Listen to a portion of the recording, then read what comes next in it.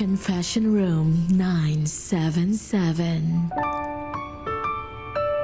Ipinagbubuntis ko pa lang ang anak ko, dininay na siya kaagad ng ex-boyfriend ko. Deserve pa ba niyang malamang may sakit ang anak namin, DJ Tala? Ako si Sofia, hindi ko tunay na pangalan. Actually, isa ka sa mga rason kung bakit ako naging strong, independent woman, DJ. Dati, takot akong mag-open up, pero ngayon, handa na akong ibahagi ang aking kwento. I hope that whoever hears my story will listen without any judgment. Sisimulan ko ang kwento ko nang makilala ko si Kenneth. Hindi niya rin tunay na pangalan. Bata pa ako noon at may kalayuan ang edad namin. 16 lang ako habang siya 21. Pakalat-kalat siya sa suggested friends ko dati sa Facebook, DJ. Siguro dahil na rin sa marami kaming mutual friends. Nakatatawa lang kasi nang tuluyan kaming maging online friends, inirecommend ko pa siya sa kaibigan ko na naghahanap ng boyfriend. Ang ending, inayawan siya ng kaibigan ko. Kaya ako na ang kinulit-kulit niya ng walang humpay na pagtawag. Siguro DJ, dahil bata pa ako, malaking factor ang 5 years na age gap namin para maniwala akong matured siya mag-isip, magdesisyon at kumilos. DJ, galing kasi ako sa failed marriage na parents. Sa madaling sabi, broken family kami. At sobrang hirap nito para sa akin na only child. Ayaw kong magaya sa parents kong batang nagpamilya, kaya nauwi rin sa hiwalayan. Kaya preference ko ang older guys to handle our relationship. Grade 10 lang ako noon at sobrang lawak ng fantasy ko about love. Akala ko siya ang Prince Charming ng buhay ko. Okay naman kasi siya nung una. Punong-puno naman kami ng pagmamahal sa isa't isa noon. Kaya inakala ko ang magiging matibay ang relasyon namin. Ibinigay ko ang lahat dahil sa pagmamahal na yan, DJ. Oras, tiwala, at maging ang mga bagay na hindi dapat dahil bata pa ako. Nabuntis niya ako. Matapang kong hinarap ang pagbubuntis, DJ. Noong una, hindi ako nangamba. Pero nagbago ang lahat nang aminin ko ito sa kanya. Doon lumabas ang tunay niyang ugali. Nabulag ako at hindi ko man lang nakita ang early signs. Masyadong malaki ang naibigay kong tiwala. Hindi lang sa kanya, ngunit pati na rin sa mga kaibigan niya. Sa maniwala kaya't sa hindi, ang unang nasabi niya nang umamin akong buntis ako ay, "Bakit? Sa akin ba yan? Ako ba talaga ang tatay niyan?" At sa palagay ko, DJ, iyan ang pinakamasakit na salitang narinig ko sa buong buhay ko. Ang makwestiyon ang bata na nasa sinapupunan ko. Gumuho ang aking mundo. 16 anyos lang ako nang magpalinlang. Tinapangan kong makipaghiwalay sa kalagitnaan ng pagbubuntis ko, DJ. Kinaya ko ng mag-isa dahil ayaw kong maging katawa-tawa sa mga babae niya.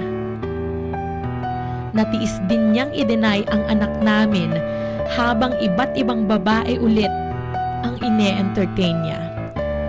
Ang malala pa nun, pumupunta siya sa mga babae niya kasama ng mga barkada niyang nakakaalam na buntis ako. Late ko na rin namang nalaman na matagal na pala nila itong ginagawa habang nakatalikod ako. Matalino naman ako, DJ. Naniniwala naman ako sa maidudulot ng professionalism kapag nakapagtapos. Kaya kahit nabuntis ako, nakapag-aral ako ng modular. Sa kabila ng challenges ng buhay ko, stress sa love life at school, inalagaan ko ang batang dinadala ko sa abot ng aking makakaya. Pero dahil nasa abroad si Mama at nasa trabaho si Papa noon, idagdag mo pang hiwalay na sila, madalas akong mag-isa noon. Fast forward, DJ. Maaga akong nag-labor. 8 buwan pa lang ang tiyan ko noon. Hindi naging madali ang lahat dahil bukod sa kulang siya sa buwan, dumadaan ako sa depression at maging sa sakit kong matagal ko nang iniinda. Akala ko nga ay mawawalan na ako ng anak nang atakihin ako ng epilepsy ko, DJ. Pero pareho naming tinapangan ng aking anak kahit walang tatay na tumabi sa amin. Habang may bago siyang girlfriend, bagong bagay na naman ang dumurog sa akin. Yon ay ang malaman ang kalagayan ng sanggol na isinilang ko. Sa palagay mo, DJ Tala, deserve pa ba ni Kenneth na malaman ito? Confession Room 977. Dapat pa bang malaman ng ex ko na may sakit ang anak naming simula pa lang ay dininay na niya, DJ Tala? Pagkapanganak ko, nag-message si Kenneth sa Instagram account ko, DJ. Isang message na nag-udyok sa akin, lalo para laruan or layuan siya.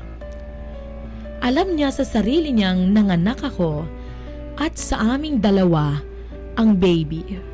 Pero ang nasabi niya lang, Sofia, kamusta ka na? Namimiss na kita. Ako ba ang namiss niya, DJ, o ang katawan ko lang?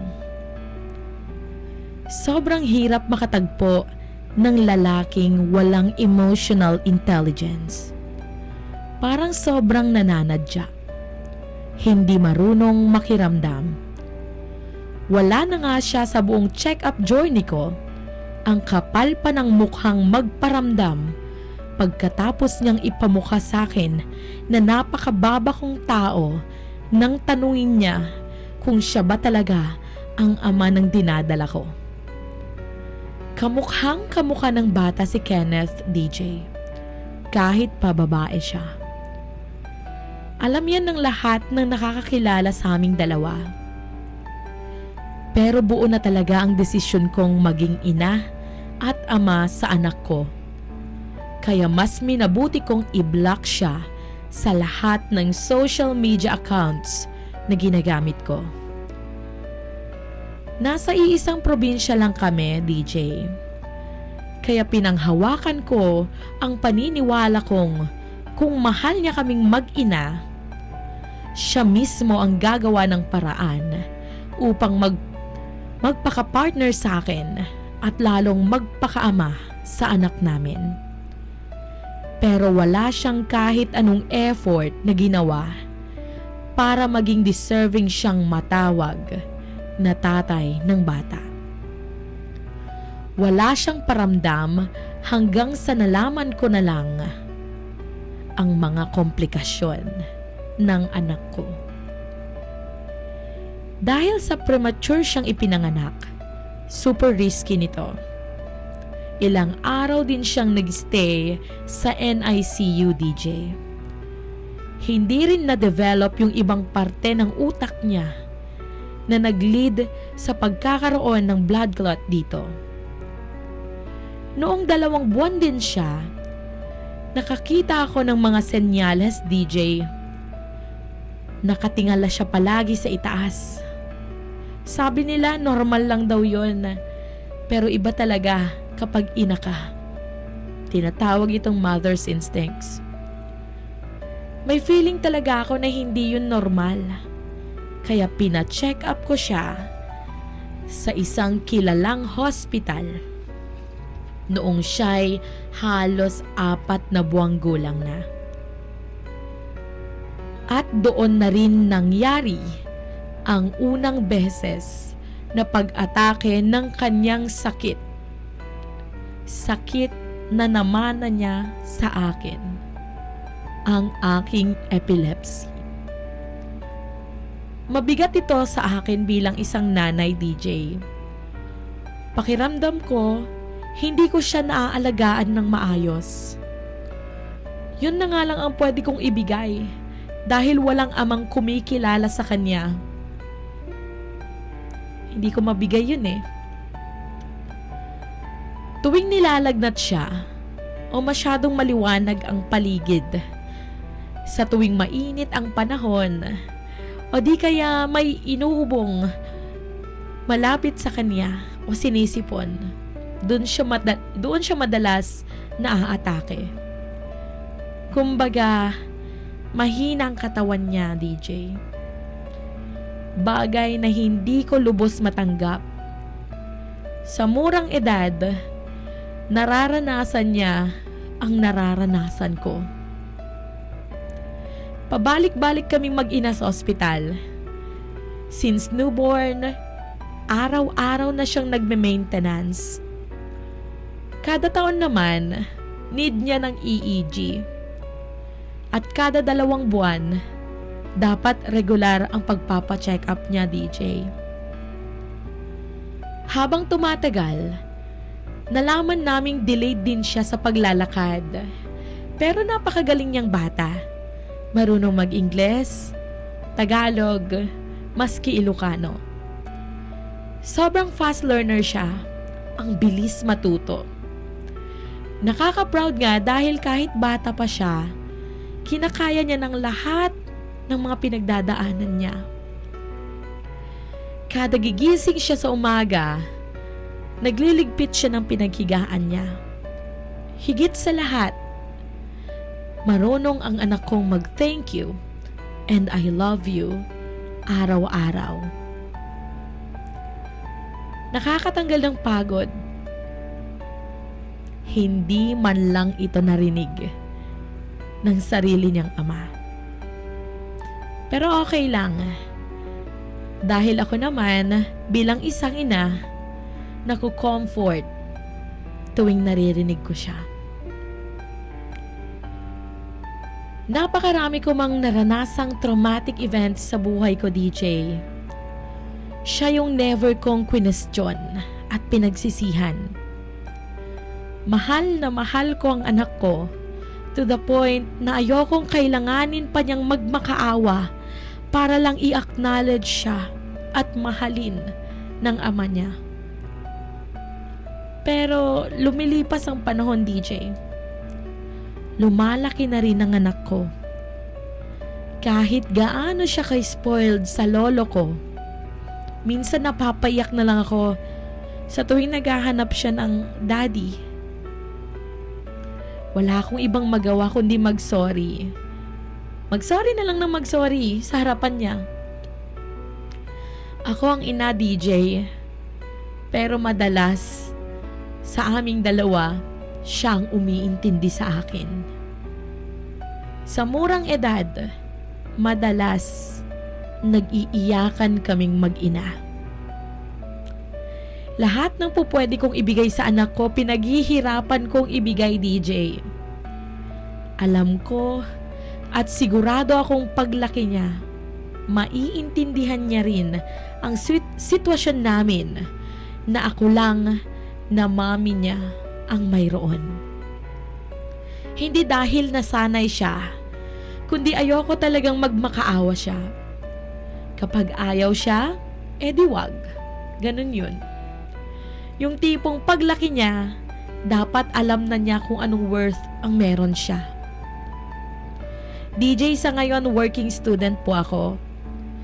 Pinagsasabay ko ang pag-aaral at iba't ibang racket para mapalaki at maipagamot ko ang aking anak. Tinutulungan naman ako ng ilang kamag-anak ko, pati ng mama kong nasa abroad, kaya medyo nababawasan ng bigat. Pero speaking of bigat, DJ, idagdag mo ng hanggang ngayon, nagdadalamhati pa rin ako sa biglaang pagkamatay ng papa ko. Nangangailangan kasi kami ng anak ko, sa totoo lang, ng haligi ng tahanan. Pero sa ganitong sitwasyon, DJ, deserve pa ba ng ex kong malaman na may sakit ang anak namin?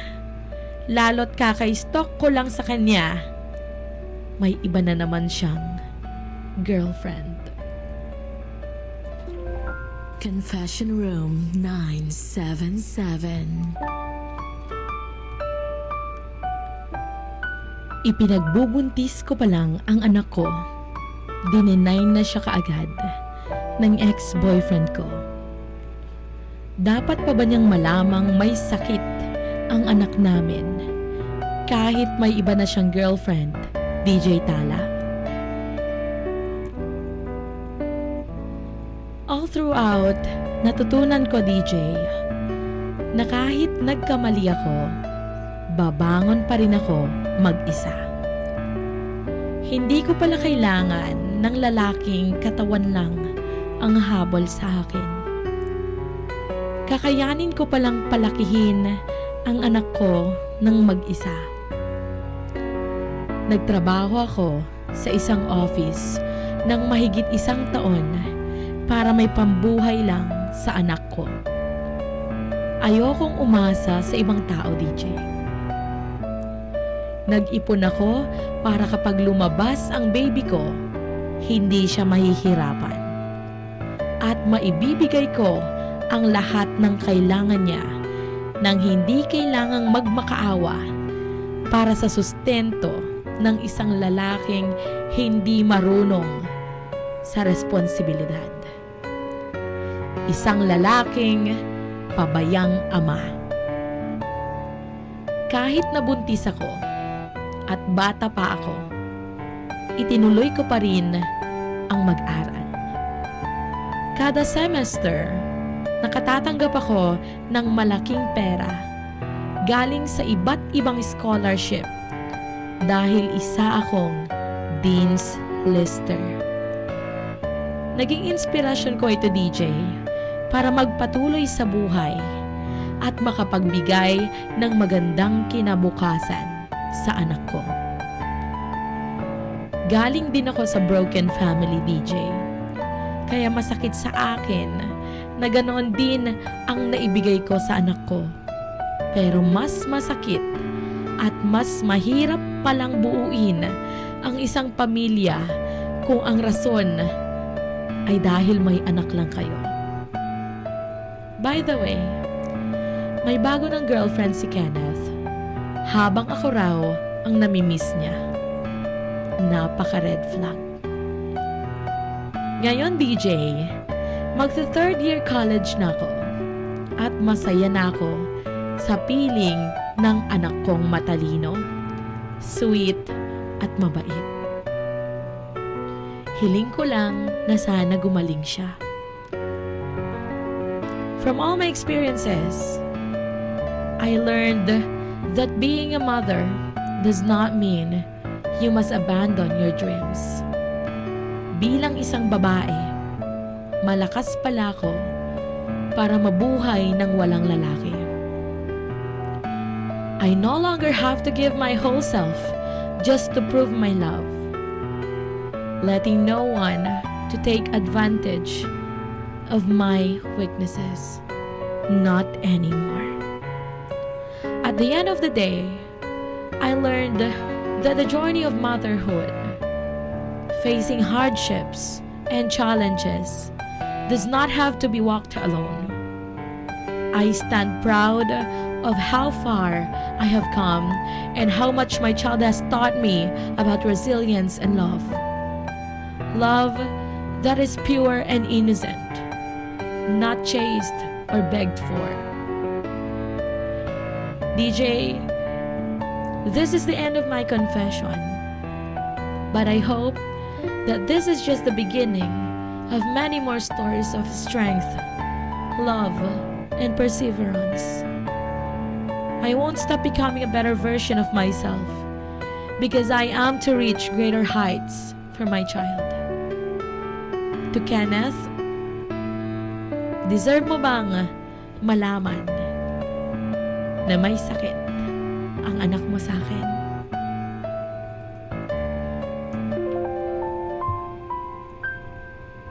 Confession Room 977.